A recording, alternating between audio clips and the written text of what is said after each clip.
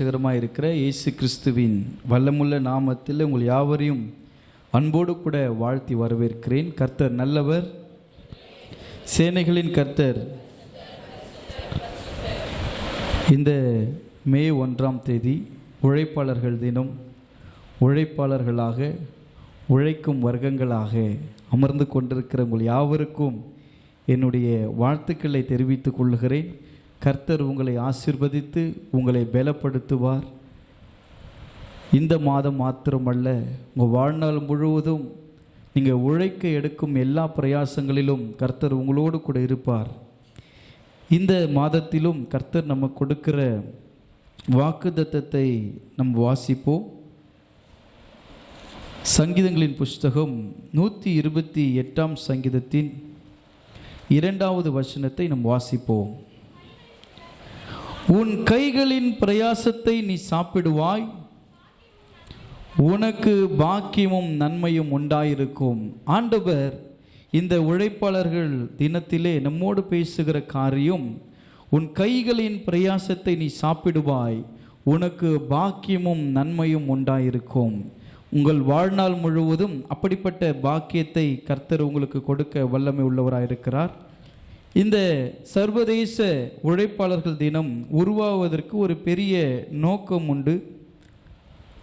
1890ஆம் ஆண்டிலே ஒரு மிகப்பெரிய ஒரு புரட்சியின் மாற்றமாக இந்த நாள் கொண்டாடப்படுகிறது. 1886ஆம் ஆண்டு சிகாகோ என்கிறதான மாகாணத்திலே நடைபெற்ற ஒரு மிகப்பெரிய போராட்டம் தான் இன்றைக்கு இந்த நாளை நாம் கொண்டாடுகிறோம். ஏனென்றால் இந்த உலகத்தில் உழைக்கிற மனிதர்கள் ஒரு குறிப்பிட்ட நேரம் வரைக்கும் தான் உழைக்க வேண்டும் என்கிற ஒரு அடிப்படை இல்லாமல் 18 மணி நேரம் வேலை செய்து கொண்டிருந்த மனிதர்கள் 12 மணி நேரம் வேலை செய்து கொண்டிருந்தார்கள். இப்படி மணிக்கணக்காக வேலை செய்து கொண்டிருக்கிற அவர்களெல்லாம் இணைந்து ஒரு போராட்டத்தை நடத்துகிறாங்க. 18 மணி நேரம் உழைக்கிறோமே, 12 மணி நேரம் உழைக்கிறோமே, எங்களுக்கு நீங்கள் அதை குறைச்சி ஒரு 8 மணி நேரம் உழைக்கிறதுக்கான ஒரு சூழ்நிலை ஏற்படுத்தணும்னு சொல்லி ஒரு மிகப்பெரிய போராட்டத்தை முன்னெடுத்து சிகாகோ மாநகரத்தில் இப்படிப்பட்ட ஒரு பெரிய புரட்சி உண்டாகிறது. இதனுடைய விளைவாக என்ன நடக்கிறது என்றால், போராடின எல்லார் மேலும் துப்பாக்கி சூடு நடத்தப்பட்டு ஏராளமான உழைப்பாளர்கள் அன்று தினத்தில் மரித்து போகிறார்கள். இது ஒரு பெரிய பேசும் பொருளாக உலகளவில் பேசப்படுகிறது.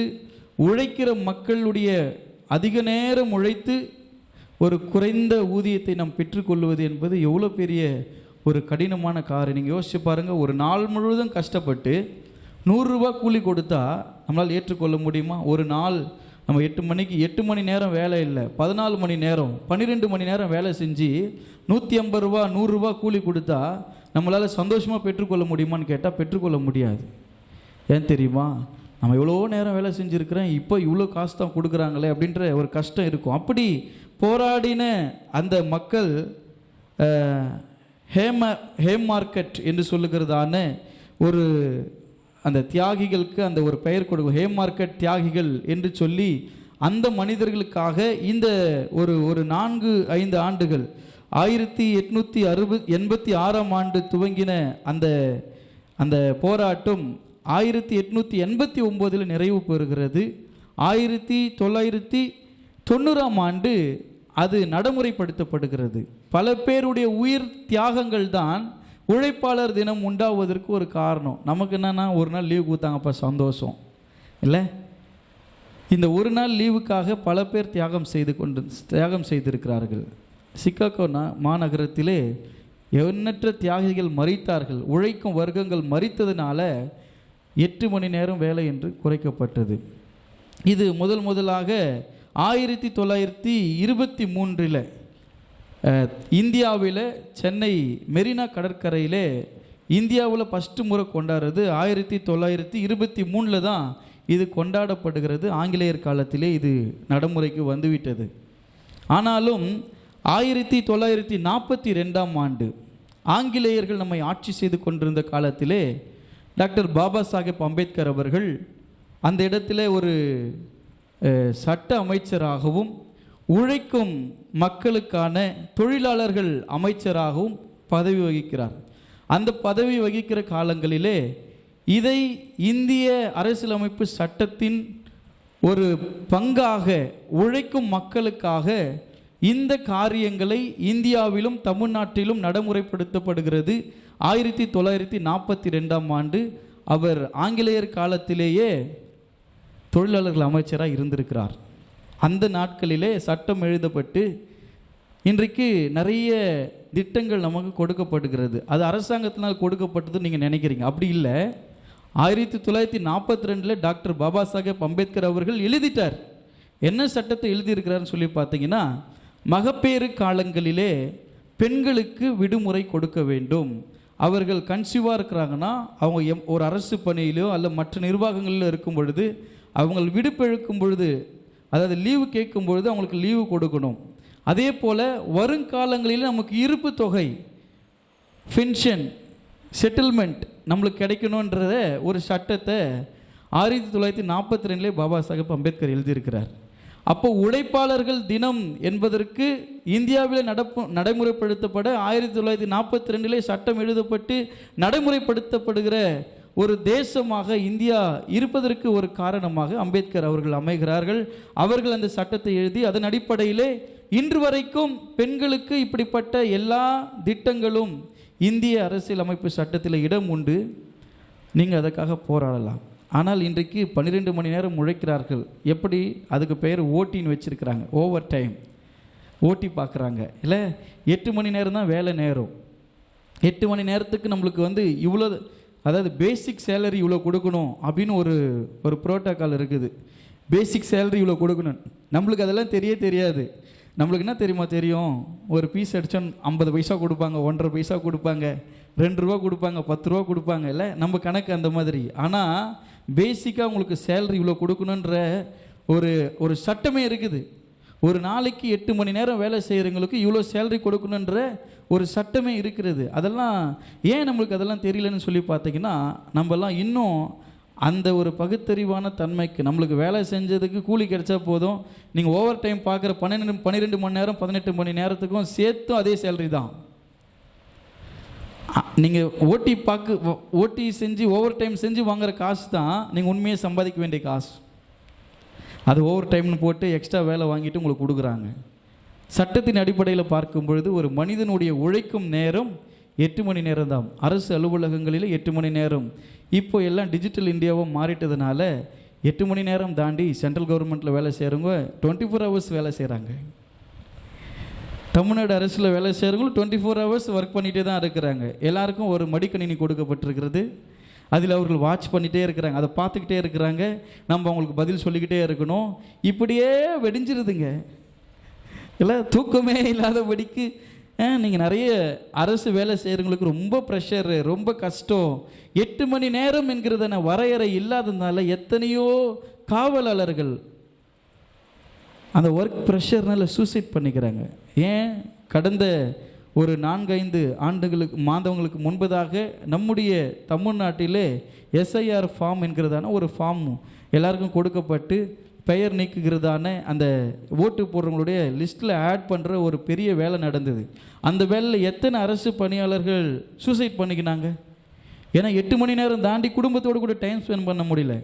காவலாளர்கள், நம்ம போலீஸ்காரங்களை பற்றி நம்ம நன்னாவோ பேசுகிறோம். ஆனால் நீங்கள் யோசிச்சு பாருங்கள், போலீஸ்காரங்க நிறைய நேரத்தில் அவங்க குடும்பத்தோடு கூட டைம் ஸ்பெண்ட் பண்ண முடியாது. பல இடங்களுக்கு அவங்க போயிட்டு இருப்பாங்க. உதாரணத்துக்கு அவங்களுக்கு சொல்கிறேன்.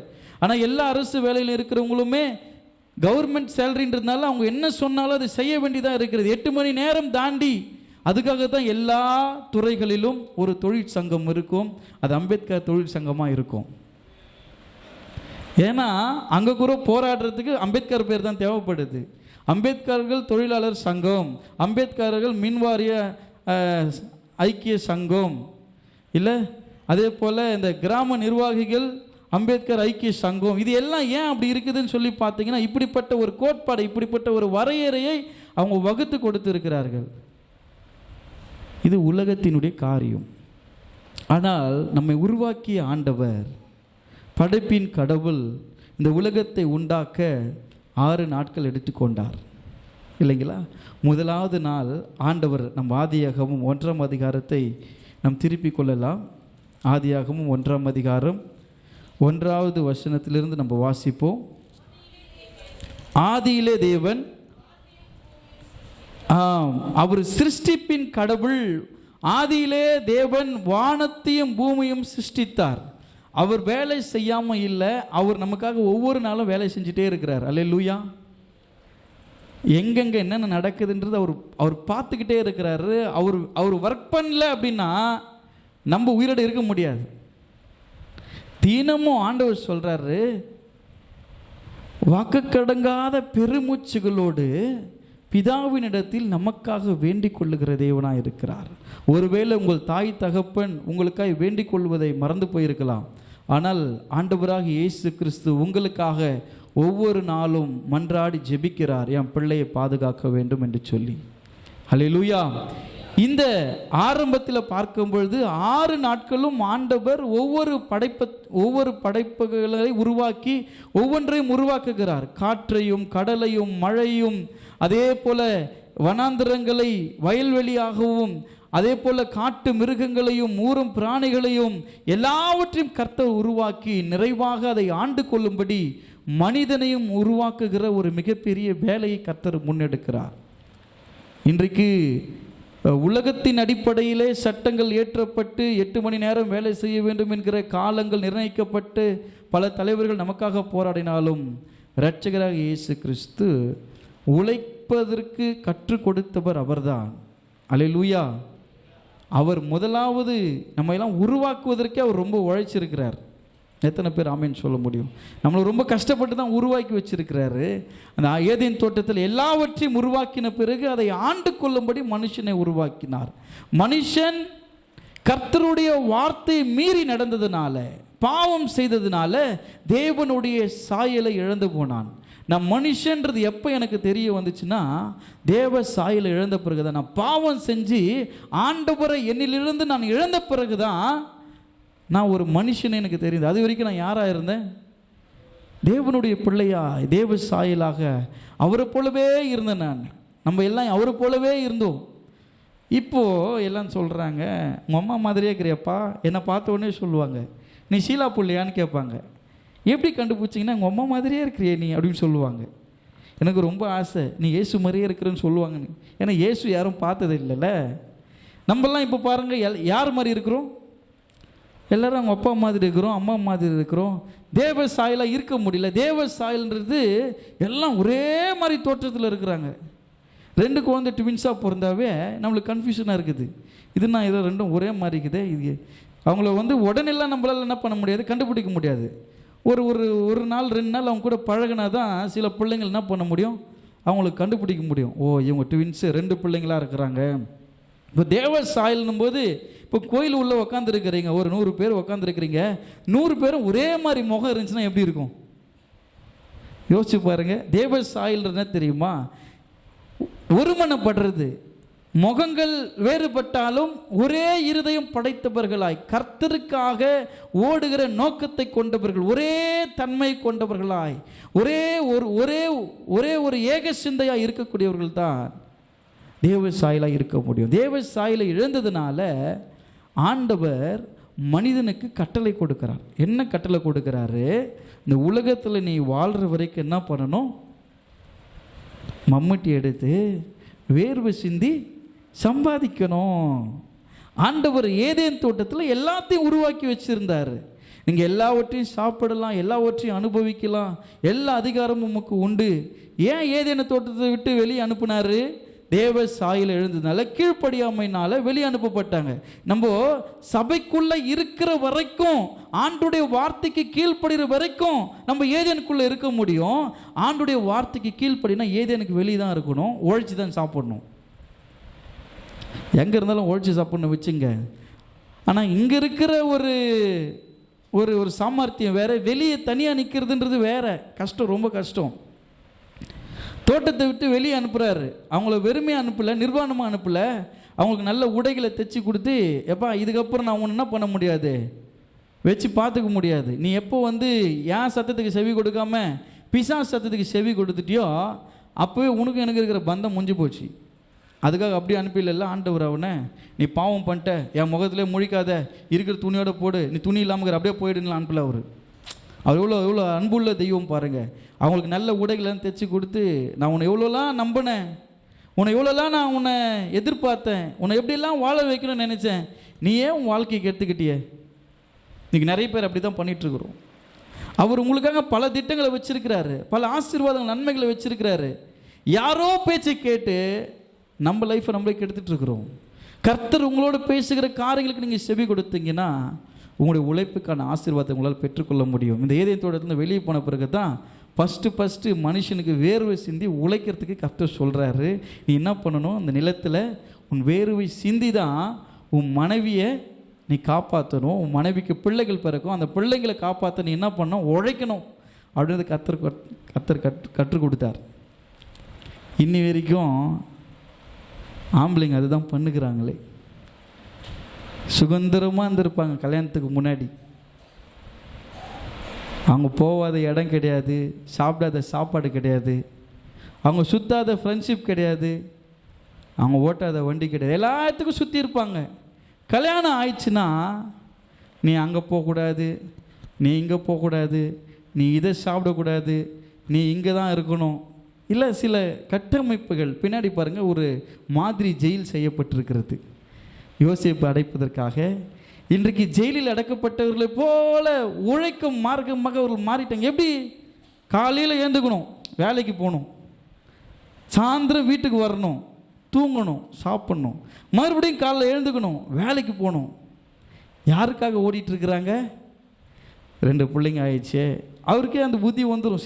சில பேருக்கு அந்த புத்தி, ஐயோ கல்யாணம் ஆயிடுச்சு, பொண்டாட்டி பிள்ளையை காப்பாற்றணும், நெக்ஸ்ட்டு ஜூன் மாதம் ஒரு ஸ்கூலில் எடுத்துன்னு போய் சேர்க்கணும், எங்கள் விவேகானந்தில் போகிறதா, நட்ராஜில் போகிறதா, பாரதிதாசனில் போகிறதா, இல்லை கவர்மெண்ட் எலிமெண்ட்ரி ஸ்கூலில் போடுறதா, ஃபீஸ் இல்லாமல் போட்டுடலாமா, இல்லை ஃபீஸ் இல்லாமல் போட்டால் அதுக்கு எதுனா கொஞ்சம் இந்த பசங்க கூட சேர்ந்து படிக்க முடியாமல் போயிடுமோ, ஹிந்திலாம் கற்றுக்கிட்டோம், ஒரு சிபிஎஸ் சிலபஸில் போடலாம், ஒரு பாரதிதாசன் செலவு பண்ணி போடலாம், அதுக்கு நான் என்ன பண்ணணும், இன்னும் கொஞ்சம் உழைக்கணும்.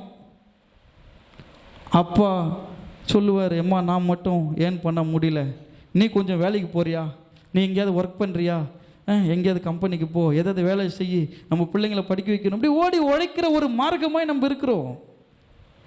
இது எங்கே ஸ்டார்ட் ஆச்சு? ஏதேனில் ஸ்டார்ட் ஆயிடுச்சு. உங்கள் உழைப்பு உங்களுக்கு பலன் தருமா என்றால் உழைப்பு மட்டும்தான் உங்களுக்கு பலன் கொடுக்கும். அல்லேலூயா. உழைக்காத சோம்பேறிகளை ஆண்டவருக்கு பிடிக்கவே பிடிக்காது. உழைக்கிறவங்கள ஆண்டவருக்கு ரொம்ப பிடிக்கும். யாரெல்லாம் வேலைக்கு போகிறீங்க? யாரெல்லாம் வேலைக்கு போகிறீங்க? கரங்களை தூக்கலாமா? கர்த்தர் உங்களை ஆசீர்வதிப்பார், உங்கள் கையின் பிரயாசங்களை ஆசீர்வதிப்பார், உங்களுக்கு பாக்கியம் நன்மை உண்டாயிருக்கும், நீங்கள் செய்கிற எல்லா காரியங்களும் வாய்க்கும். நீதிமொழிகள் 14ஆம் அதிகாரம் 23வது வசனத்தை நம்ம வாசிப்போம். நீதிமொழிகள்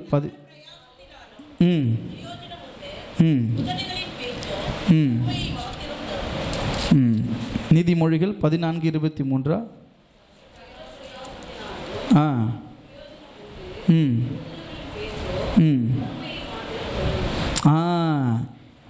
அது கையின் பிரயாசத்தினால நம்முடைய வறுமை மாறும். ஆனால் உதடுகளின் பேச்சினால் நமக்கு என்ன தான் வரும்? அது என்ன ஆண்டவர் என்ன விளக்கமாக சொல்கிறாரு பாருங்க. நீ வேலைக்கு போய் சம்பாதிச்சின்னா உனக்கு நல்லா இருப்ப, நீ சும்மா வாய் பேசின்னு தெரிஞ்சிருந்தீங்கன்னா சில பேர் வாயிலே வடை சுட்டுன்னு இருப்பாங்க. சும்மாவே அவங்க பேச்சுனாவோ ரொம்ப தாராளமாக இருக்கும். நம்ம ஊர் நினைப்போம், அவங்க பேசும்போது நினைப்போம் நிறைய வச்சுன்னுக்கிறாரு கத்தியாக. ஒன்றும் கிடையாது, பேசியே சுற்றினுக்கிறாங்க. அவங்கெல்லாம் பேசி பேசி பேசி பேசியே சுற்றிட்டு இருக்கிறாங்க. அப்படின்னா அப்படி சுற்றிக்கிட்டே பேசினே இருந்தால் என்ன தான் கிடைக்க போகுது? வறுமை தான் உண்டாகும். ஏதோ 2 பேர் 3 பேரை ஏமாற்றலாம், எல்லாருமே ஏமாற்ற முடியுமா? எல்லாருமே உஷாராகிட்டாங்க. இப்போது பேசி பேசி இல்லை பார்த்தா பேசி ஏமாற்றி சம்பாதிச்சு சாப்பிட முடியுமான்னு கேட்டால் முடியாது. நம்மளுக்கே மனசாட்சி உறுத்தும். நம்ம உண்மையாக உழைச்சிருக்கிறோமா? ஐயோ இவங்களை ஏமாற்றிட்டுமே. மனசாட்சிக்கு விரோதம் இல்லாத ஒரு வேலை, குற்ற உணர்வு இல்லாத ஒரு வேலை, உழைக்கிற ஒரு வர்க்கமாய் நம்ம இருக்கும் பொழுது கர்த்தர் நம்மை ஆசீர்வதிப்பார். உங்களுடைய உழைப்புக்கு ஒரு பலன் உண்டு. அள்ளி தூகிறவன் அழுது கொண்டே போகிறான், அரிக்கட்டை அறுத்து சுமந்து கொண்டு போகிறவனோ ஆசீர்வதிக்கப்படணும் அப்படின்னா நம்ம விதைகளை விதைக்கும் பொழுது ஒருவேளை நமக்கு கண்ணீர் இருக்கலாம். ஆனால் அந்த விதை 60 100 பலன் கொடுக்கும் பொழுது, அரிக்கட்டுகளை சுமந்து கொண்டு போகும் பொழுது நமக்குள்ள மனமகிழ்ச்சி உண்டாகும். அல்லேலூயா. விதைக்கிற காலங்களிலே நிலத்தை பண்படுத்தவும் அந்த நிலத்தை உழுது அதை சரிப்படுத்தவும் நம்ம இடத்துல போதுமான பணம் இருக்காது. விதைப்பதற்கு பணம் இருக்காது. விதை வாங்குவதற்கு பணம் இருக்காது. நமக்கு ஒரே ஒரு நம்பிக்கை இருக்கும், நம்ம விதைச்சிருக்கிறது பலன் கொடுத்துச்சுன்னா அந்த கடன்லாம் கூட்டிடலாம். இல்லை, ஆண்டவர் அதை அறிந்திருக்கிறார். நீங்கள் உழைக்கிற உழைப்புக்கு ஒரு பலன் உண்டு. உங்களை நம்பி யாரும் கடன் கொடுக்க மாட்டாங்க. ஏன் தெரியுமா? அது வேலை வெட்டிக்க போகல. அது என்ன கடன்? அது எப்படி கட்டும்? அது ஆமாவா இல்லையா? நம்ம ஏதோ பிஸ்னஸ் பண்ணுறோம், வேலை செய்கிறோம் அப்படின்னா அவங்களுக்கு என்ன அங்கே நிறைய பணம் வச்சுன்னுக்குறாங்க. ஏதோ இன்னும் கவர்மெண்ட் வேலை இருந்தாங்கன்னு வச்சுங்களேன், சும்மா இருக்கிறவெல்லாம் ஃபோன் பண்ணி சார் லோன் வேணுமா சார் வாய் திறந்து கேட்குறான். அவங்களுக்கு என்ன டேட்டா, நம்மளுடைய டேட்டா, நம்மளுடைய இன்ஃபர்மேஷன் எப்படியும் யாருக்கோ போயிடுதுங்க. கரெக்டாக என்ன பண்ணுறான், மாதமான யாருக்கெல்லாம் சேலரி வருது அவங்களுக்கு ஃபோன் பண்ணி, எனக்கு ஒருத்தர் ஃபோன் பண்ணி சொன்னார், சார் உங்களுக்கு ஒரு 5 லட்ச ரூபாய் லோன் எலிஜிபிளாக இருக்குது சார், வாங்கிக்கிங்க சார் அப்படின்றாரு. சார் எனக்கு ஒன்றும் அவசியம் இல்லை சார், இப்போ தேவையில்லை. சார் என்ன சார் இப்படி பேசுகிறீங்க? இன்வெஸ்ட்மெண்ட் பண்ணலாம் சார், இன்வெஸ்ட்மெண்ட் பண்ணலாம் சார். நீங்கள் இன்வெஸ்ட்மெண்ட் பண்ணுங்கள், 5 லட்ச ரூபாய் வாங்கி ஒரு இடம் வாங்கி போடுங்க சார். நாளைக்கு ஃப்யூச்சரில் 10 லட்ச ரூபாய் 20 லட்ச ரூபாய்க்கு போவோம் சார்னு மனசு மாற்றுறான். இல்லைங்க, இருக்கிற இடமே போதுங்க, எங்கே யாருக்குமே எந்த இடமும் சொந்தமே இல்லை, நான் எங்கெங்கே இடம் வாங்கிறது? சார் கரெக்டாக நீங்கள் இப்போ எந்த லொக்கேஷனில் இருக்கிறீங்க சொல்லுங்கள் சார். சார் நான் நெமிலியில் இருக்கிறேன் சார். சார் நெமிலியிலிருந்து கொஞ்சம் தொலைவு நீங்கள் போனீங்கன்னா அரும்பாக்குன்னு ஒரு இடம் வரும் சார். அதுக்குள்ளே போனீங்கன்னா ஒரு அந்த கம்பெனி ஒன்று இருக்குமே, எல்என்டி கம்பெனி இருக்குது சார். அங்கே பார்த்தீங்கன்னா இடம் இருக்குது சார், நல்ல இடம் சார், நீங்கள் அங்கே வாங்கி போடுங்க சார். ஃப்யூச்சரில் பாருங்கள் நீங்கள் நல்ல உங்களுக்கு வீடு கட்டலாம் சார். அவன் மனசு மாத்துறான். இல்லை பிரதர் எனக்கு மனசு இல்லை பிரதர், வேணாம் பிரதர் அப்படின்னா, சார் வர்றது ஏன் சார் வேணான்றீங்க? உங்களுக்கு மாதமான சேலரி வந்தது இல்லை சார், 30ஆம் தேதிக்குள்ளே உங்களுக்கு சேலரி வந்துடுது. 1ஆம் தேதி கூட இல்லை, 30ஆம் தேதிக்குள்ளே சேலரி வந்துடுது. நாங்கள் போட்ட உடனே பிடிச்சிக்குவோம் சார், நீங்கள் அதை பற்றி கவலைப்படாதீங்க. அதுக்கு தான் சார் வானான்றேன். என் கையின் பிரயாசம் நான் சாப்பிட முடியுமா லோன் வாங்கிட்டா? யோசிச்சு பாருங்கள். லோன் வாங்கிட்டுனா நம்ம கையின் பிரயாசத்தை சாப்பிட முடியுமா? போட்ட உடனே அவன் எடுத்துக்குவான், தசம்பாகூரம் எடுக்க முடியாது. நான் தசம்பாகூரம் கொண்டு வந்து வைக்க முடியாத அளவுக்கு போட்ட உடனே அவன் பிடிக்கிறான் போது எதுக்கு லோன் வாங்கணும்? நான் சொன்னேன், அவசியமான நேரத்தில் உங்களுடைய சேமிப்பு, உங்களுடைய உழைப்பினால் உண்டாகிற சேமிப்புனால நிச்சயமாக ஒரு நாளைக்கு நீங்கள் இடம் வாங்குவீங்க, வீடு கட்டுவீங்க. எவனோ ஒருத்தன் சொல்கிறான் இன்வெஸ்ட்மெண்ட்டு பண்ணிட்டு நம்ம வாங்கி போட்டுட்டு நாளைக்கு அது ஏரின்னு வந்துச்சுன்னு வச்சுங்களேன், ஏரியெல்லாம் விற்றுப்புட்டு என்னை ஏமாற்றிட்டுக்கிறானே, 5 லட்ச ரூபாய் கொடுத்து வாங்கி ஏரி இடம் காலி பண்ணுன்னு சொன்னால் என்ன பண்ணுவீங்க? இன்றைக்கி ஓகே பத்திரம்லாம் பண்ணி நிறைய அந்த மாதிரி பிரச்சனைங்க நடந்துருக்குதுங்க.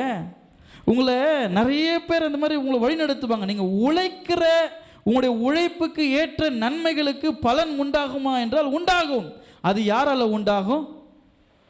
ஆண்டவரால் உண்டாகும். வேறு எந்த மனுஷனாலும் உங்களுக்கு என்ன பண்ண முடியாது, பலன் உண்டாகாது.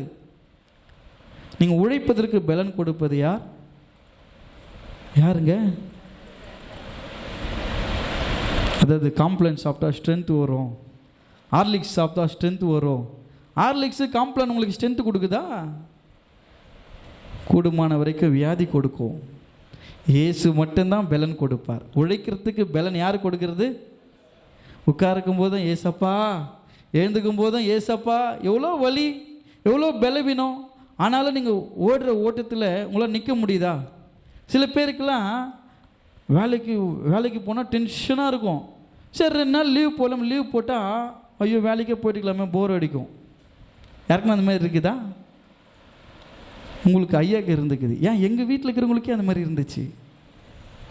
காலேஜ் பரபரப்பாக இருக்கும். காலேஜ் லீவ் விட்டாங்க. எப்படி தான் வீட்டில் ஒண்டியாக இருக்கிறீங்களோ, காலேஜுக்காக வச்சுட்டு தான் நல்லாயிருக்கும், போர் அடிக்குது. சில பேருக்கு வேலைக்கு போகலாம் கை கால் வீங்கிடும் தெரியுமா? அந்த மாதிரி வியாதிலாம் இருக்குது. வீட்டில் இருந்தால் கை கால் வீங்குதுன்னா வேலைக்கு போயின்னு இருப்பாங்க, ரெகுலராக ஓடிக்கிட்டே இருப்பாங்க. ஏங்க லீவ் போகிறதுனா இல்லை நின்றுங்கன்னா கை கால் வீங்கிதுங்க. எனக்கு உழைக்கிறவங்க, உழைப்புக்கு முக்கியத்துவம் கொடுக்குறவங்க, ஓடி ஓடி ஓடி ஓடி உழைக்கிறாங்க. உழைக்கிறவங்க இப்போ இல்லைங்க, காலத்துக்கு அவங்க உழைத்து கொண்டே தான் இருப்பாங்க. யார் கையை நம்பி இருக்க மாட்டாங்க. அல்லேலூயா. உழைக்கிறவங்க வந்து யாராவது கொடுப்பாங்கன்னு என்றைக்குமே எதிர்பார்க்க மாட்டாங்க. நான் சம்பாதிப்பேன், நான் உழைக்கிறேன், கர்த்தர் பலன் கொடுத்துரு, நான் ஓடுவேன், நான் சம்பாதிப்பேன்ற ஒரு தைரியம் இருக்கும் அவங்களுக்கு.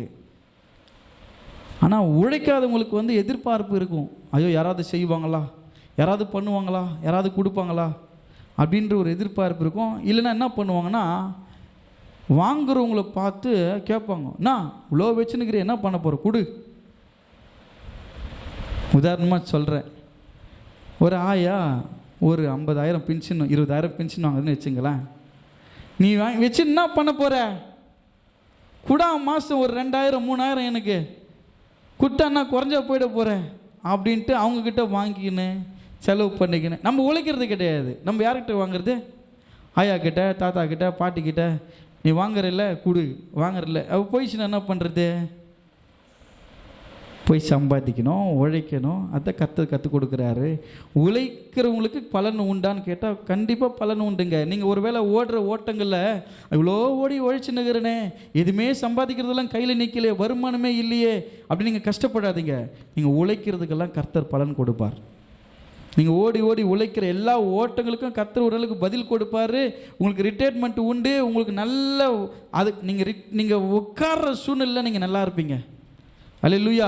உங்கள் பலன் குன்றி என்னால் எதுவுமே வேலை செய்ய முடியலன்ற நிலைமையில் ஓடி ஓடி உழைச்சவங்களுக்கு கண்டிப்பாக கர்த்தர் உட்கார வச்சு சோறு போடுவார். ஆனால் எந்த வேலைக்கும் போகாமல் உழைக்காமல் வேலைக்கு போனால் தானே ரிட்டையர்மெண்ட் வரும்.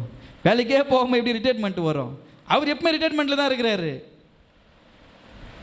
யாராவது எதாவது செய்ய முடியுமா யோசிச்சு பாருங்க, எதுவுமே செய்ய முடியாது. இப்போ உழைத்தா மட்டும்தான் பலன் உண்டு. உழைக்க கற்றுக்கொள்ளுங்கள். 2வது, முழு முயற்சியுடன் உழைக்க வேண்டும். உழைக்கிற நம்ம முழு முயற்சியோடு உழைக்க வேண்டும். பிரசங்கி 9ஆம் அதிகாரம் 10வது வசனத்தை நம்ம வாசிப்போம்.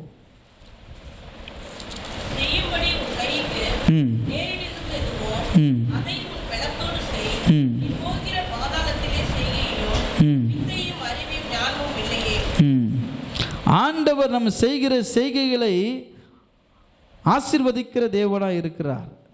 பிரசங்கி 9:10 நம்ம விடாமுயற்சியோடு கூட உழைக்க வேண்டும். இல்லை ஏதோ ஒரு இடத்துக்கு போயிட்டு ஒரு இடத்துல வேலை கேட்டு வேலை கிடைக்கலன்னு சோர்ந்து போயிடக்கூடாது. ஒரு முறை எக்ஸாம் எழுதிட்டு ஐயோ டிஎன்பிசி நான் எழுதினேன், ஃபெயில் ஆகிட்டேன், திரும்பி நான் எழுத மாட்டேன் அப்படி கிடையாது. அதாவது இன்றைக்கி நான் ஒரு 2 நாளைக்கு முன்னாடி தான் அதை கேள்விப்பட்டேன். டொயோட்டா நிறுவனம் அப்படின்னு ஒரு கார் நிறுவனம் இருக்குது. எத்தனை பேருக்கு தெரியும்? டொயோட்டா கம்பெனி ஒரு பெரிய கார் நிறுவனம். அவங்க ரொம்ப நாட்களாய் பல பல ஆயிரம் இன்வெஸ்ட்மெண்ட் பண்ணி, பல கோடிகள் இன்வெஸ்ட்மெண்ட் பண்ணி எதுவுமே அவங்களுக்கு ஒரு பெரிய சக்ஸஸ் இல்லை. ரொம்ப அவங்க வாழ்க்கையில் அவங்க வெற்றியை விட தோல்வி அதிகமாக ஸ்பேஸ் பண்ணியிருக்கிறாங்க. அவங்க வாழ்க்கையில் அவங்களுடைய நிறுவனத்தில் நிறைய தோல்விகளை மட்டும்தான் பார்த்துருக்குறாங்க. எந்த மாடலுமே அவங்களுக்கு வந்து கை தூக்கி கொடுக்கல, எல்லாமே பிரச்சனையாக முடிஞ்சிருக்குது. ஆனால் சமீபமாக பார்த்தீங்கன்னா இந்த இனோவா கிறிஸ்டா அப்படின்னு ஒரு கார் வந்துச்சு, தெரியுமா உங்களுக்கு? அது அந்த கார் வந்த பிறகு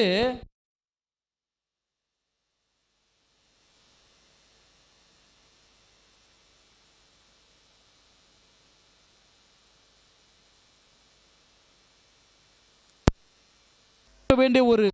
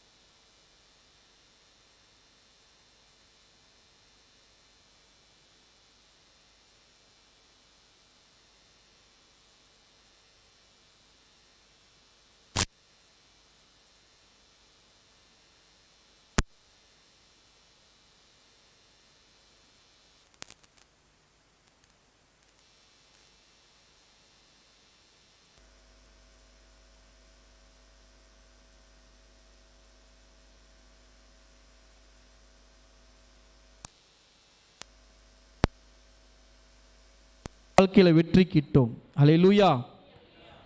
கர்த்தர் அது உங்கள் வாழ்க்கையில் செய்வார். நிச்சயமாக அது உங்களுக்கு நடக்கும். முழு மனதோடு கூட, முழு முயற்சியோடு கூட உங்களை நான் ஊக்கப்படுத்துகிறேன். அரசாங்க தேர்வு எழுதுங்க.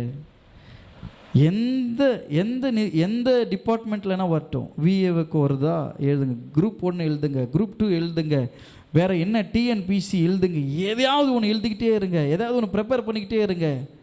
நீங்கள் கவர்மெண்ட் வேலையில் உக்கார்ற வரைக்கும் ஓயாமல் படிங்க. நீங்கள் உக்காந்துட்ட பிறகு நீங்கள் அப்படியே சுகமாக இருப்பீங்க. அல்லேலூயா. எவ்வளோ காலத்துக்கு ஓடிட்டுருப்போம், எவ்வளோ காலத்துக்கு உழைப்போம். நீங்கள் முயற்சி பண்ணாமல், உங்கள் வாழ்க்கையில் எந்த ஒரு முயற்சியுமே எடுக்காமல், எனக்கு வேலை கிடைக்கல, நான் வேலைக்கு போகல, எனக்கு சம்பாதிக்க முடியாது, நான் அங்கே போனால் எனக்கு பலவீனம், எங்கே போனால் இதுவாகிடும் அதுவாகிடும், அப்படி இல்லைங்க. நீங்கள் ஒரு முயற்சி பண்ணி பாருங்கள். எல்லார் வாழ்க்கையிலும் பலவீனம் உண்டு, எல்லா வாழ்க்கையிலும் கஷ்டம் உண்டு. மாத்திரை போட்டு வேலைக்கு போகிறாங்க. சரீரத்தில் 1000 பலவீனம் இருந்தால் கூட நம்ம உழைச்சா தான் நம்மளுக்கு அந்த கடனை அடைக்க முடியும், உழைச்சா தான் காசு கட்ட முடியுன்றதுக்காக முழு முயற்சியோடு கூட சும்மாவாது நான் வேலையில் போய் சும்மாவாது உக்காந்துட்டு வந்தேன். ஒருத்தர் என்ன பண்ணார், ரொம்ப பலவீனம், வேலைக்கு போகாதீங்கன்னு சொன்னால் கேட்கல. இல்லை நான் வேலைக்கு போகிறேன் அப்படின்னு சொன்னார். எனக்கு தெரியும், அவங்களுக்கு எல்லாருக்குமே தெரியும் இவருக்கு என்னமோ நடக்க போகுதுன்னு தெரியுது. ஆனால் இவர் என்ன பண்ணுறாரு, வீட்டில் இல்லாமல் வேலைக்கு போகிறார். ஒரு லெதர் ஃபேக்ட்ரியில் வேலை செஞ்சுட்டு இருந்தார் அவர். அந்த லெதர் ஃபேக்ட்ரியில் போயிட்டு உக்காந்து வேலை செஞ்சுட்டு இருக்கும்போது அப்படியே மயங்கி கீழே விழுந்துடுறாரு. ஹாஸ்பிட்டலுக்கு கொண்டு போனால் அவர் கொஞ்சம் நல்லா இருக்கிறாரு அப்படின்னு செக் பண்ணி கொண்டு வந்து விட்டுட்டாங்க. நீங்கள் வீட்டுக்கு போய் ரெஸ்ட் எடுங்கன்னு சொன்னாங்க. இல்லை நான் வேலையிலே இருக்கிறேன் அப்படின்னு சொல்லிட்டு திரும்ப ஹாஸ்பிட்டலுக்கு போயிட்டு வந்து கூட வீட்டுக்கு போகாமல் அடம் பிடிச்சி அங்கே இருக்கிறாரு கம்பெனிலே. சாயந்தரம் வரத்தக்குள்ளே அவர் அந்த அந்த அந்த கம்பெனி உள்ளே அவருக்கு உயிர் போயிடுச்சு. அப்போது அவருக்குள்ள ஒரு ஒரு எண்ணம் இருந்திருக்குது, நம்ம கம்பெனி வீட்டில் இருந்து நம்ம செத்து போனால் யாருக்கும் பிரயோஜனம் இல்லை, கம்பெனியில் போய் வேலையில் இருக்கும்போது செத்துட்டா எல்லாருக்கும் பிரயோஜனமாக இருக்கும் அப்படின்னு சொல்லிட்டு அந்த உழைக்கிறவங்களுக்குள்ள எல்லாமே ஒரு அவங்களுக்கு யோசிக்கிறதுன்னா கடைசி முயற்சி வரைக்குமே இருக்கிற வரைக்குமே உழைக்கிற மார்க்கங்கள் உண்டு. அன்பு சகோதரனே சகோதரியே, நீ கர்த்தருடைய பிள்ளையாக இருக்கிறாய் என்றால் நீ உழைக்க முழு மனதோடு மனம் உள்ளவர்களாக இருங்கள். நீங்கள் உழைக்குகிற எல்லா உழைப்புக்கான பலனை கர்த்தர் கொடுப்பார். முயற்சி பண்ணுங்க. முயற்சி உடையோர் இகழ்ச்சி அடையார். முயற்சி பண்ணாமல் ஒரு எக்ஸாமும் எழுதாமல் எனக்கு வேலை கிடைக்கல நம்ம சொல்லக்கூடாது. ஒரு இன்டர்வியூ அட்டன் பண்ணாமல் வேலை கிடைக்கலன்னு சொல்ல முடியாது. உழைக்க கற்றுக்கொள்ளுங்க. கிடைக்கிற அதாவது நம்ம கிடைக்கிற நம்மளுக்கு எதிர்பார்க்குற வேலை கிடைக்கிற வரைக்கும் நம்மளுக்கு கிடைச்ச வேலையை செய்யுங்க. ஒன்றும் தப்பு கிடையாது. கரெக்ட் தானேங்க நான் சொல்கிறது? ஆமாம் தானே? நம்ம எதிர்பார்க்குற ஒரு அரசு வேலை கிடைக்கிற வரைக்கும் நம்மளுக்கு ஏதோ ஒரு வேலை, ஏதோ ஒரு கம்பெனியில் எங்கே ஒரு வேலை கிடைச்சிக்குதோ அந்த வேலையை செய்யுங்க. நம்ம ஏர்னிங் இருந்தால் தான் எக்ஸாம் எழுதுறதுக்கு கூட நம்மக்கிட்ட காசு இருக்கணும். எங்கன்னா தூரத்தில் எக்ஸாம் எழுத போகிறோம், பேக்கெட்டில் எக்ஸாம் எழுத போனோம், துட்டு கொடு 100 ரூபான்னு கேட்கக்கூடாது. நம்ம உழைச்சி வச்சுருந்தோன்னா எக்ஸாம் அப்ளை பண்ணலாம், எக்ஸாம் எழுதலாம், எல்லாமே பண்ணலாம். நீங்கள் லஞ்சம் இல்லாமல் உங்களுக்கு எந்த பரிதானம் கொடுக்காம கடவுள் உங்களுக்கு கொடுப்பார். நீங்கள் விசுவாசத்தோட முழு முயற்சியோடு நீங்கள் செய்யுங்க. கர்த்தர் உங்களை ஆசீர்வதிப்பார். அதே போல் உழைப்பின் அவசியத்தை கர்த்தர் நமக்கு கற்றுக் கொடுக்கிறார். 2 தெசலோனிக்கேயர் 3ஆம் அதிகாரம் 10வது வசனத்தை நம்ம வாசிப்போம்.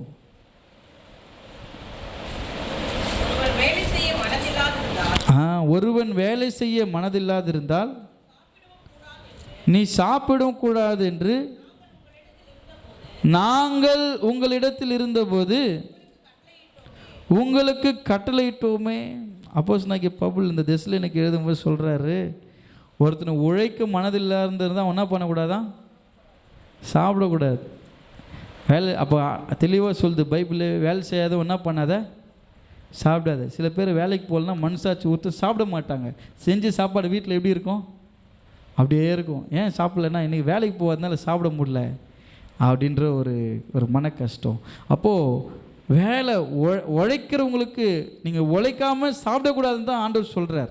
நீங்கள் உழைச்சா உங்களுக்கு என்ன பண்ணணும்? சாப்பாடு நல்லா இறங்கும், நல்லா ஜீரணமாகும், சாப்பிட்றதெல்லாம் நல்லா இருக்கும் உடம்பு. நம்ம உழைக்கலன்னா சாப்பிட்டது என்ன ஆகும்? நம்ம உடம்பு என்ன பண்ணாது? ஏற்றுக்கொள்ளாது. உழைச்சி சாப்பிடுங்க ஆண்டவர் சொல்கிறார். அவர் அதான் சொல்லி கொடுத்து நம்ம வாசிப்போம். 2 தெசலோனிக்கேயர் 3:10 நம்ம வாசிப்போம் மறுபடியுமா.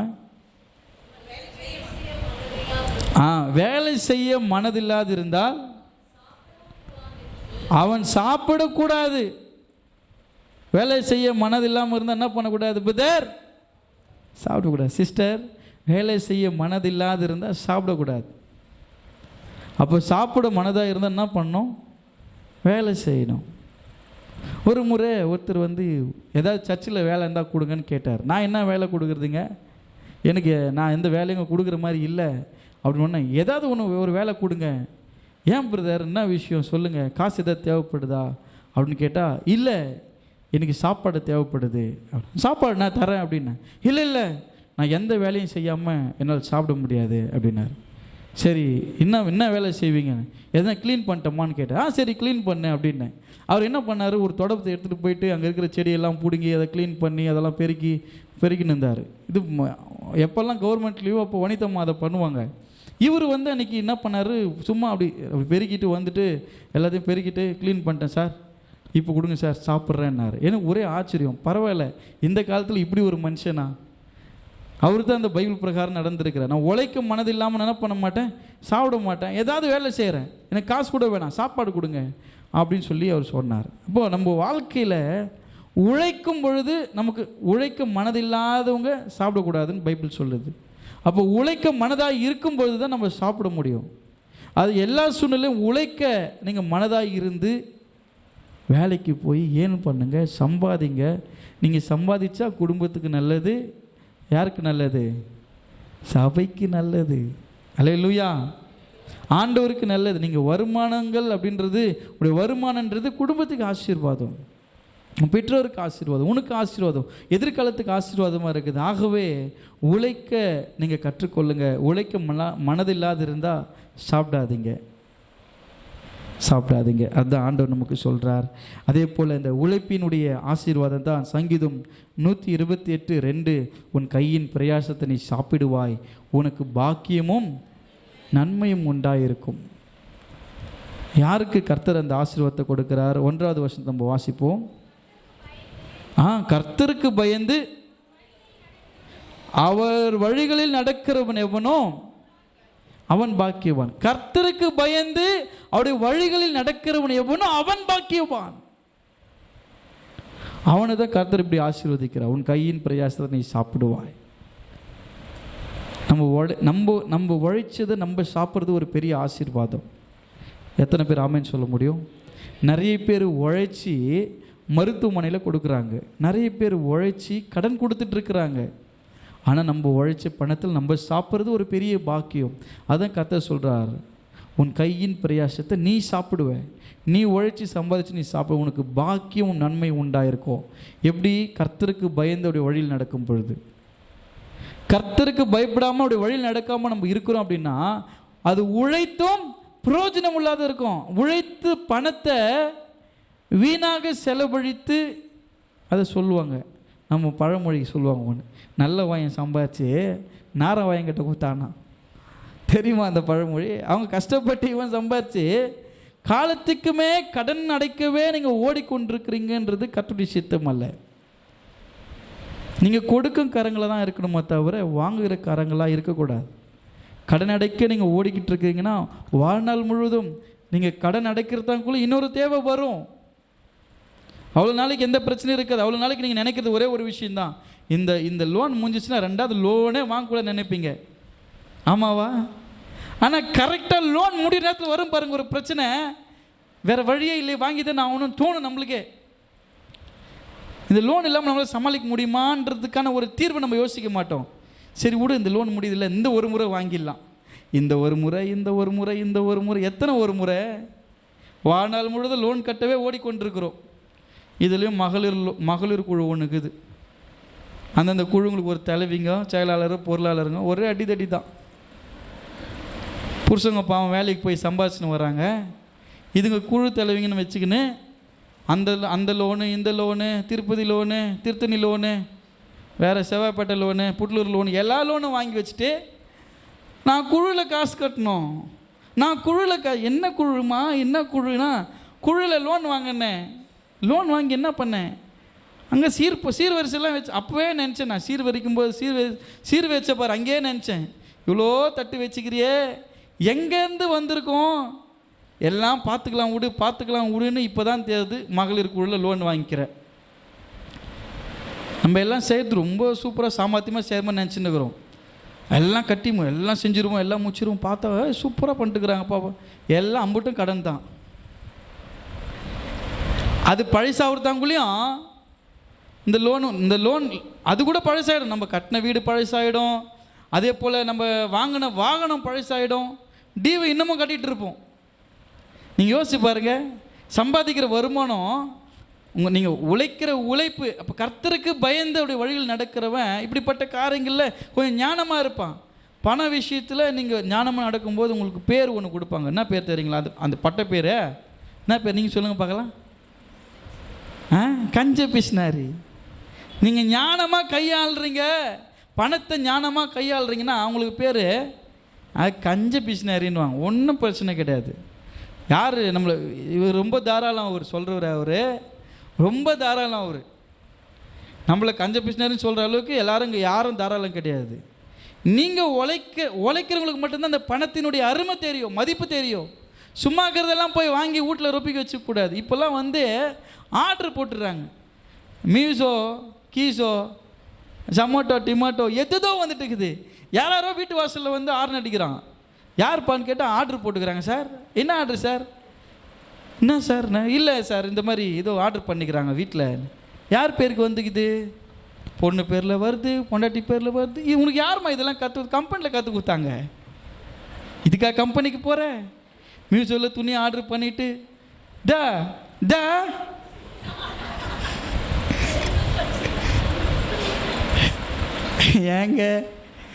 ஏங்க ஏன்பா அவன் நின்றுக்கிறான், அமுச்சு விடு. யாருமா? நான் ஆர்டர் பண்ணிக்கிறேன். அந்த நேரத்தில் ரூடாக பேசுவாங்க, கோபமாக பேசுவாங்க. நான் பண்ண மாட்டியா? அனுப்ப மாட்டியா? அனுப்புகிறேன். இப்போ இவர் அனுப்புவார்.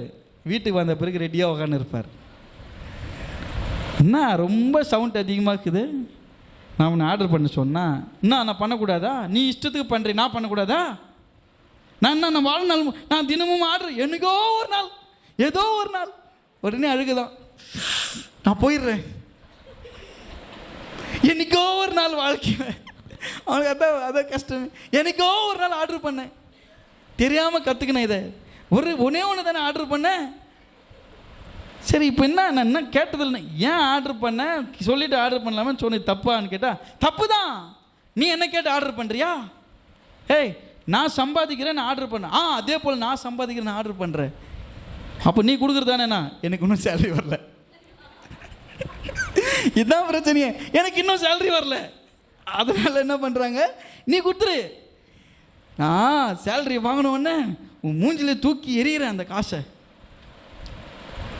இது எதனால் வருதுன்னா, இது உங்களை அந்த பர்ச்சேஸ் பண்ணுறதுன்றது ஒரு பெரிய சந்தோஷங்க. இது எப்போ எதோட முடியுதுன்னு பார்த்தீங்கன்னா, கல்யாணத்துக்கு புடவை எடுக்க போவாங்க பாரு, அதோடு முடிஞ்சு போச்சு. அதுக்கப்புறம் வீட்டில் உட்காந்து ரூம் உள்ளேயே அஞ்சுக்குன்னு மியூசிக்கில் ஆர்டர் போட்டு சாப்பாட்டில் இருந்து குழந்தைக்கு பேம்பஸ் மாட்டுறாங்களே, எல்லாமே வீட்டுக்குள்ளே உட்காந்துக்கின்னு ஆர்டர் போட்டு பெல் அடிப்பாக வாங்கின்னு போ, காசு அமுச்சு விடு அக்கௌண்ட்டில். இது டிஜிட்டல் இந்தியா என்னன்னு நினைக்கிறீங்க? இப்படி தான் உங்களை சீரழிக்கிறதுக்கு தான் டிஜிட்டல் இந்தியா. கையில் காசு இருக்கும்போது அப்படியே குடும்பமாக எங்கன்னா போயிட்டு எதனா வாங்கிக்கின்னு ஒன்றா ஹோட்டலில் உட்காந்து சாப்பிட்டு, அதுதான் சந்தோஷமே. இப்போ எங்கே அந்த சந்தோஷமே கிடையாது, எதுவுமே கிடையாது. ஏன்னா கர்த்தருக்கு பயந்தோடைய வழியில் நடக்கலை. அப்போது கணவன் மனைவியாய் கர்த்தருக்கு பயந்தவர்களாய் 2 பேருமே நீங்கள் இஷ்டத்துக்கு ஆர்டர் போடுறதுக்கு நீங்கள் சம்பாதிக்கிற பணம் நம்ம சாதாரணமாக யோசிக்கிறோம். ஒரு 300 ரூபாயில் ஆர்டர் போடுறதுனா போகுது, ஒரு 500 ரூபாயில் ஆர்டர். நீங்கள் உக்காந்து இன்னைக்கு நான் இந்த பிரசங்கம் பண்ணுறேன்ல, வீட்டில் போயிட்டு போன மாதத்தில் எத்தனை ரூபாய்க்கு நம்ம ஆர்டர் பண்ணிக்கிறோம் யோசிச்சு பாருங்கள். குறைஞ்சது ஒரு 15,000 20,000 நீங்கள் ஆர்டர் பண்ணியிருப்பீங்க. ஏதோ ஒரு பொருள். சரி, நீங்கள் அப்படி இல்லைனா கூட ஒரு வருஷத்துக்கு எவ்வளோ ஆர்டர் பண்ணியிருக்கிறீங்க, எவ்வளோ ஆன்லைனில் நீங்கள் டிரான்சாக்ஷன் பண்ணிக்கிறீங்கன்னு போய் செக் பண்ணி பாருங்கள், உங்களுக்கு புரியும். நீங்கள் சாதாரணமாக 300 ரூபா தானே, 200 ரூபா தானே, 300 ரூபா தானே, 500 ரூபா தானே, வெறும் 500 ரூபா தான் பிரதர், வெறும் 200 ரூபா தான் சிஸ்டர், ரொம்ப நல்லா இருந்துச்சு, நீங்கள் எதெல்லாம் நல்லா இருக்குதுன்னு பார்த்து ஆன்லைனில் ஆர்டர் பண்ணுங்க. வரும்போது அது மாதிரி வர்றது கிடையாது. அது கறி துணி கூட உதவாது, உண்மையே சொல்கிறேன். அந்த டிசைன் அதில் எதில் பார்க்கறதுக்கு நல்லா இருக்கும்? மொபைலில் பார்க்கறதுக்கு நல்லா இருக்கும் டிசைனு. நேரில் வரும்போது கறி துணி மாதிரியே வருது. எதிர்பார்க்கறது வரவே வராது. எங்கேயோ 1-2 நல்லா வருது, அவ்வளோதான். எனக்கு வந்துங்க கடவுளுடைய கிருபையில் இந்த மாதிரி எதுவுமே எனக்கு வாய்க்க மாட்டுது. ஒன்று கூடங்க. நீங்கள் நல்லா சிரிங்க, சந்தோஷமாக சிரிங்க. ஒரு முறை ஏதோ ஆப்பில் வந்து வண்டி புக் பண்ணி போகிறாங்களாம். ஓலோவோ கீழோவோ ஏதோ ஒன்று சொன்னாங்க. சரி எல்லாருமே புக் பண்ணுறாங்களே நம்மளும் புக் பண்ணலான்ட்டு புக் பண்ணால் ஒருத்தன் வந்தான், என்னை கூப்பிட்டு போனான். கூப்பிட்டு போயிட்டு, சார் நீங்கள் எங்கே சார் புக் பண்ணீங்க? எங்க அதிலே போட்டுக்குது, எங்க லொக்கேஷன் போட்டுக்குது, பைபிள் காலேஜிலேருந்து நேராக சென்ட்ரல் ரயில்வே ஸ்டேஷனுக்கு போங்க அப்படின்னு. இல்லை சார் எனக்கு சேத்துப்பட்டில் காமிக்குது சார். எங்க 4 கீழ்பாக்கன்னு போட்ட பிறகு தான் நீ வந்துங்க நின்ன, அது எப்படிங்க சேத்துப்பட்டு காட்டோன்னு? அப்படின்னா சேத்துப்பட்டுக்கு தான் சார் எனக்கு லொக்கேஷன் காட்டு. நீங்கள் என்ன பாருங்கள் சார், நான் உங்களுக்கு காட்டுறேன். நான் என்ன புக் பண்ணிக்கிறேன், கீழ்பாக்கு தானே புக் பண்ணிக்கிறேன். அது ஏன் பிரச்சனை இல்லை சார். இப்போ நான் என்ன பண்ணோம் சார், அது இது விட்டுருங்க சார், 250 ரூபா கொடுங்க, நாங்கள் எதுவுமே விட்டுறேன். எனக்கு எப்படி இருக்கும் யோசிச்சு பாருங்கள். அதில் வெறும் 89 ரூபா ஒன்று போட்டுருந்தான். சரி 89 ரூபாய்க்கு அங்கே போய் இறங்கிடலாமே அப்படின்னு நினச்சி ஏறினா இவன் 250 ரூபா கூடுறான்றான். சார் நான் இங்கே சேத்துப்பட்டுனா இங்கே ஒரே ஒரே ஒரே ஒரே சிக்னல் கிராஸ் பண்ணால் சேத்துப்பட்டு சார், எனக்கு அந்த லொக்கேஷன் காட்டு சார். இப்போ என்ன சார் பண்ணுறதுன்னா, இறங்கிக்கிறீங்களா அப்படின்னு கேட்குறோம். எங்கள் நடு ரோட்டில் கூப்பிட்டு வந்து விட்டு போயிட்டாங்க. இந்த ஓலா ஆப் என்னை எங்கே விட்டுச்சே நடு ரோட்டில் விட்டு போயிட்டான். உண்மையில் சொல்கிறேன், அரசாங்கம் ஃப்ரீ பஸ் கேர்ள்ஸுக்கு விட்டாங்க. எனக்கு உள்ள டிக்கெட் எடுத்துன்னு போய் இறங்கினேன். அன்றைக்கே அந்த இடத்துல இறங்கினவொன்னே என்ன பண்ணேன், அன்இன்ஸ்டால் பண்ணேன் அந்த ஆப்பை. இது மாதிரி நிறைய ஆப்புங்க எதோ ரெடி பண்ணி சரி ஏதாவது ஒன்று முயற்சி பண்ணலாமே அப்படின்ட்டு ஒரு முறை இந்த மியூசோவோ என்னவோ சொல்கிறாங்களே அது ஒரு முறை இறக்கி எல்லாம் ஆர்டர் பண்ணுறாங்களே நம்ம ஆர்டர் போட்டால் வருதான்ட்டு ஒரு பெரிய ஸ்லாப் ஒன்று பார்த்தேன், துணிலாம் அடக்கிற மாதிரி. அது வெறும் 999 ரூபா அப்படின்னு போட்டிருந்தான். 2 கொடுக்குறேன்னா சரி ஒன்று நம்ம வச்சுன்னு ஒன்று ராணிப்பேட்டில் வீட்டுக்கு அமுச்சிடலாம் அப்படின்ட்டு எவ்வளோ பெரிய கற்பனை பாருங்கள். பார்த்தா இவ்வளோ நான் ஃபோன் பண்ணி சொல்கிறாங்க ஆர்டர் வந்துச்சுன்னு. இவ்வளோ பெரிய பாக்ஸில் வந்து தான் கேட்டேன். இல்லையே சின்ன கவரில் வந்துக்குதுன்னாங்க. கவரில் வந்துக்குதா? நான் பெருசாக இல்லை ஆர்டர் பண்ணேன். அங்கே போய் பார்த்தா திறந்து பார்த்தாங்க தலைக்காணி கவரையும் பெட்ஷீட்டும் அமுச்சிக்கிறாங்க. நான் அவர்கிட்ட கேட்டேன், ஆர்டர் கொண்டு வந்தவர்கிட்ட, பிரதர்கிட்ட, பிரதர் நான் என்ன ஆர்டர் பண்ணால் நீங்கள் என்ன கொண்டு வந்துக்கிறீங்க? சார் நான் வெறும் வேலை செய்கிற ஆள் சார், எனக்கு நீங்கள் ஆர்டர் பண்ணது எனக்கு தெரியாது, நான் வேலை செய்கிற ஆள். அவர் இறங்கினார் பாருங்க, இறங்கினா ஒரு கால் ஒரு ஹேண்டிகேப்டாக இருக்கிறாரு. நம்மளுக்கு தான் ஏற்கனவே மனதுருக்கம் அதிகமாச்சே. அவர் அப்படி இறங்கி இப்படி நின்னார் பாருங்க. பரவாயில்ல பிரதர், ஒன்றும் இல்லை, நீங்கள் போங்க பிரதர், இதான் நம்ம தலையெடுத்து பொழுது மியூசியெல்லாம் ஆர்டர் பண்ணான்ட்டு அன்றைக்கே அதை அன்இன்ஸ்டால் பண்ணேங்க. ஏன் தெரியுமா, எனக்கு ஆண்டருக்கு தெரிந்து இவன் ஏடா கூடமாக போய் எதனா ஆர்டர் போட்டது கற்றுக்கினானா பிரச்சனை, இவனுக்கு இது சரிப்பட்டு வராதுன்றதுனால எனக்கு யாருன்னா புக் பண்ணி கொடுத்தா தான் ஓலோவில் கூட போவோங்க. எனக்கு உண்மையாக இது வரைக்கும் என் ஃபோனில் எடுத்து பாருங்கள் ஓலோ கிடையாது. இந்த ஆர்டர் பண்ணுறது எதனா தேவைப்பட்டால் நேராக சித்திரில் போய் சாப்பிட்டு வருவோம், இல்லை அரக்கோந்தில் போய் எதனா எதனா வேணா போய் நேரில் போய் ஒன்றா சாப்பிட்டு வருமோ தவிர இந்த ஆர்டர் போட்டு சாப்பிட்றது, ஆர்டர் போட்டு வண்டியில் அதை எடுத்துன்னு வர்றது இது எதுவுமே கிடையாது. நீங்கள் இப்படி தான் எல்லாத்தையும் இழந்துட்டுருக்கிறீங்க. ஆண்டவர் சொல்கிறாரு, உன் கையின் பிரயாசத்தை நீ சாப்பிடுவாய், உனக்கு பாக்கியமும் நன்மையும் உண்டாயிருக்கும். உங்கள் வாழ்க்கையில் பாக்கியமும் நன்மையும் உண்டாயிருக்குன்னா உன் கையின் பிரயாசத்தை நீங்கள் சாப்பிடணுன்னா கர்த்தருக்கு பயந்து வழிகளில் நடங்க. அல்லேலூயா. அப்படி நடக்கும்போது உங்களுக்கு பாக்கியம் நன்மை உண்டாயிருக்கும். உங்கள் குடும்பத்தில் ஆசீர்வாதம் தங்கும். உங்களுடைய வருமானத்தில் மீதம் எடுக்கணும். குடும்பத்தை பட்ஜெட் போட்டு நடத்தணும். எப்படி நடத்தணுங்க? குடும்பத்தை எப்படி நடத்தணும்? நீ பட்ஜெட் போட்டு நடத்தினா உங்களுக்கு 1008 பட்டம் கொடுப்பாங்க, அதெல்லாம் பிரச்சனை கிடையாது. சில பேர் எங்கெங்கே என்னென்ன ஃபங்க்ஷன் லிஸ்ட்டு போட்டு வச்சுட்டுருப்பாங்க, சாப்பாடு செய்யக்கூடாது மிச்சம் பண்ணுறதுக்கு. சொல்கிறேன் மிச்சம் பண்ணுறதுங்க இல்லைங்க, உண்மையாக நடக்குது இதெல்லாம். எங்கெங்கே சாப்பாடு என்னென்னக்கு இந்த மாதத்தில் எத்தனை ப்ரோக்ராம் பட்ஜெட் போட்டு எல்லாத்துக்கு போனாலும் 101 தான், தாண்டவே தாண்டாது. ஒரு மந்த்ஸ் வந்து ஒரு 1001 500 வைக்கணும்னா அங்கே என்ன அவங்க வச்சுக்க போகிறாங்க, திரும்பி அவங்க கொடுக்க போகிறாங்களா, நம்ம இருக்க போகிறோமோ இருக்க மாட்டோமோ, 101 வச்சுமா 4 பேர் 5 பேர் கூட்டு போய் பிரியாணி சாப்பிட்டு வந்துடணும். ஆசைங்க மனுஷனுக்கு. இதுதான் விஷயமே. வீட்டில் சாப்பாடு செய்யாதம்மா, இன்றைக்கி ஒரு ஃபங்க்ஷனுக்கு போகிறோம். யார் ஃபங்க்ஷனு? ஏதோ ஒரு ஃபங்க்ஷனு, வேன் வைக்கிறாங்க, கிளம்பிடலாம். எல்லாருமே அப்படி தான். ஃபங்க்ஷனு கிளம்பு, ஃபங்க்ஷனு, எப்போ பார்த்தாலும் ஃபங்க்ஷன். என்ன சிஸ்டர் எப்போவுமே ஃபங்க்ஷன்லேயே இருக்கிறீங்க? இல்லை, ஒரு ஃபங்க்ஷனுக்கு போயிட்டு வந்தேன், எப்போவுமே ஃபங்க்ஷன் போகிறேன்னு இப்போ தான் புரியுது. எல்லாம் சேமிப்பு. சில பேர் சாப்பாடே செய்ய மாட்டாங்க, வீட்டில் சாப்பாடு செய்ய மாட்டாங்க, ரொம்ப சேமிப்பு. அவ்வளோ சேர்த்து வச்சு நல்லதாக உருப்படியாக ஏதாவது பண்ணுறாங்களான்னு கேட்டால் கிடையாது. இந்த மாதிரி ஆளுங்க என்ன பண்ணுவோம், மொத்தமாக கொண்டு போய் வேற எங்கன்னா கூத்தி ஏமாந்துருவாங்க. ஞானமாக கையாளுங்க. பணத்தை மாத்திரமே கணவன் மனைவியாக இணைந்து ஜெபம் பண்ணி, உங்களுக்கான வருமானத்தை வைத்து ஜெபம் பண்ணி, அதில் ஒரு டைத் ஆஃபரிங் எடுத்து வச்சு, ஆண்டவரே இந்த மாதத்துக்கு இந்த தேவைக்கு அதிகமாக செலவு வரக்கூடாது, இந்த பணம் எங்களுக்கு போதுமானதாக இருக்கணும். நீ கணவன் மனைவி கிட்ட கொடுங்க, மனைவி கணவன்கிட்ட கொடுங்க, 2 பேரும் ஜெபம் பண்ணி நீங்கள் அந்த பணத்தை கையாண்டு பாருங்கள், நிச்சயமாக உங்களுக்கு வருமானத்தில் மீதம் எடுக்க முடியும். அல்லேலூயா. நம்ம எங்கே அந்த மாதிரி பண்ணுறோம்? நம்ம தான் வரத்துக்கு முன்னாடியே லோன் பிடிச்சிடறானே. சேலரி வந்துச்சா சிஸ்டர்? வந்துச்சு ஐயா, ஆனால் லோன் பிடிச்சிட்டாங்க ஐயா. நீங்கள் யோசிச்சு பாருங்கள், நம்ம 20,000 ரூபாய் வாங்கினாலும் 30,000 ரூபாய் வாங்கினாலும் தசம்பாகம் வெறும் 100 ரூபாய், 150 ரூபாய், 1000 ரூபாய் சந்தா கட்டுற மாதிரி ஆகிப்போச்சு. ஏன் தெரியுமா? நான் உங்களை குறை சொல்ல, எல்லாம் லோனில் போயிடுது. உங்களுக்கு சாப்பாட்டுக்கே கஷ்டமாயிடுது. நம்ம பேருக்கு அரசு வேலையில் இருக்கிறோம், அதில் இருக்கிறோம், பெருமை இருக்குது. ஆனால் என்னன்னு பார்த்தீங்கன்னா எல்லாம் லோனில் போயிடுது. அந்த மாதம் 15ஆம் தேதி தாண்டத்தங்குள்ளேயும் ஐயோ நம்மளுக்கு வறுமை ஸ்டார்ட் ஆகிடுது. ஆனால் வெளியில் இருக்கிறவங்களுக்கெல்லாம் வந்தால் ரொம்ப நம்மளுக்கு பெருசாக யோசிச்சிருப்பாங்க, இவங்ககிட்ட நிறைய இருக்குது. ஒன்றுமே இல்லைங்க. சாதாரணமாக எங்கேயோ இங்கே போகிறீங்களே பாரு, கடைக்கு உங்ககிட்ட கூட ஒரு 500 ரூபாய் 1000 ரூபாய் இருக்குது. ஆனால் நல்ல வேலையில் இருக்கிறாங்கன்னு நினைக்கிறேன் பாருங்கள், அவங்ககிட்ட 10 பைசா கிடையாதுங்க. கஷ்டம், அவ்வளோ வறுமை. எல்லாத்தையும் நம்பி இன்வெஸ்ட் பண்ணி வாங்கி எல்லாம் கடன்லேயே போயிட்டு இருக்குது. ஏன் தெரியுமா? ஞானமாக கையாளுங்க. உங்களுக்கு கர்த்தர் கொடுத்துருக்கிற ஆசீர்வாதம், வருமானம், உழைப்புன்றது, நீங்கள் கஷ்டப்பட்டு உழைக்கிறத ஏன் வட்டி கொடுக்கணும்? நீங்கள் கஷ்டப்பட்டு உழைக்கிறத ஏன் கடன் கொடுக்கணும்? கடன் வாங்கக்கூடாதபடிக்கு வீண் ஆடம்பரமான செலவுகளை தவிர்த்துடணும். நல்ல வஸ்திரம் இருந்தால் சந்தோஷமாக உடுத்துட்டு போங்க. ஃபங்க்ஷனுக்கு புது சட்டை தான் போட்டுன்னு போவேன்றது ஒரு அனவசியமான அது என்னது, அதுதான் ஆடம்பரம். புது சட்டை பேண்ட் இருந்தால் தான் நான் ஃபங்க்ஷனுக்கு போவேன். நம்ம வீட்டு ஃபங்க்ஷனுக்காக போயின்னுக்கிறோம். நம்ம வீட்டில் எல்லாம் நடக்குது. எல்லாருக்கும் எங்கன்னா ஃபங்க்ஷன் போனால் புது சட்டை எடுத்து வந்துடுவார் உடனே.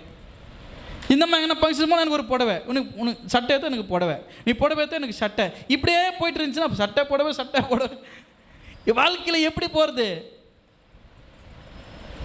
வெளியிலே ஹோட்டலே சாப்பிட்டு வாழ்க்கை கஷ்டம் எப்படி? வீட்டில் ஆக்குங்க சாப்பாடு, நல்லா இருக்குது நல்லா இல்லையோ சாப்பிடுங்க, அவங்க கையெல்லாம் சாப்பிடுங்க. சாப்பிட்றதே கிடையாது, சாப்பாடே செய்து கிடையாது, ஹோட்டலே வாங்கி காலத்தை ஓட்டக்கூடாது. கஷ்டமோ நஷ்டமோ மாவு பாக்கெட்டு 30 ரூபா வாங்கி விட்டுனா ஒரு இட்லி சாப்பிட்டு மீதி நைட்டுக்கு சாப்பிடு, ஒன்றும் பிரச்சனை கிடையாது. அது இட்லி குண்டில் ஊற்றினா இட்லி, தோசை தவாவில் ஊற்றினா தோசை, எது வேணுமோ சாப்பிடு. ஒரே சட்னி அரைச்சி 2 வேளை வச்சு சாப்பிட்டு. ஏங்க உங்களுக்கு சிக்கனம் பண்ண தெரியாதா? குடும்பம் நடத்துறதுன்றது சிக்கனம் தான். இவ்வளோ ஆண்டவர் நமக்கு இது கர்த்தர் உங்களுக்கு இன்றைக்கி பேசுகிறாரு. ஏன் உங்கள் வாழ்க்கையில் இந்த 4 மாதத்தில் நீங்கள் சம்பாதித்த வருமானத்தை விட உங்களோட செலவு அதிகமாக இருக்குது? ஆமாவா? நீங்கள் போட்ட கணக்கு வேறு 2026. ஆனால் இந்த 4 மாதத்துலேயே ரொம்ப டான்ஸ் ஆனுக்கிறோம் நம்ம வாழ்க்கையில். ஐயோயோ முடியலடா சாமி, இன்னும் 6 மாதம், இன்னும் பாதி போக வேண்டியது இருக்குதே, 7 மாதம் போனோமே. நம்ம வாழ்க்கையில் இப்படியே போயிட்டு இருந்தால் ஒரு நகரில் போய் தான் பிள்ளைங்க வளர்கிறாங்க. வாழ்க்கையில் என்ன சாதிக்க முடியும் யோசிச்சு பாருங்கள். கர்த்தருக்கு பயந்து அப்படியே வழிகள் நடங்க. அவளுக்கு நீங்கள் பாக்கியவானாக இருப்பீங்க. உன் கையின் பிரயாசத்தை நீங்கள் சாப்பிடுங்க, உங்களுக்கு பாக்கியமும் நன்மையும் உண்டாயிருக்கும். இந்த வார்த்தைகளை சிந்தித்து செயல்படுங்க. கர்த்தர் உங்களையும் குடும்பங்களையும் ஆசீர்வதிப்பார். இதுதான் ஆண்டவர் இன்றைக்கு நம்ம கொடுக்குற வாக்குத்தத்தம். உன் கையின் பிரயாசத்தை நீ சாப்பிடுவாய். எல்லாம் ஒரு முறை சொல்லுங்க பார்க்கலாம். ஐயெல்லாம் சொல்லுங்க. பிபிஎஸ் மேரேஜ் தங்கம் ஒரு முறை சொல்லுங்க, சிங்கம் ஒரு முறை சொல்லுங்கன்ற மாதிரி உன் கையின் பிரயாசத்தை நீ சாப்பிடுவாய், பாக்கியம் நன்மை உண்டாயிருக்கும். இந்த மாதத்தில் உங்கள் கையின் பிரயாசத்தை நீங்கள் சாப்பிடவும் உங்களுக்கு பாக்கியமும் நன்மை உண்டாயிருக்கும். கர்த்தர் உங்களையும் குடும்பத்தையும் வழி நடத்துவார். இந்த வார்த்தைகளை சிந்தித்து செயல்படுங்கள்.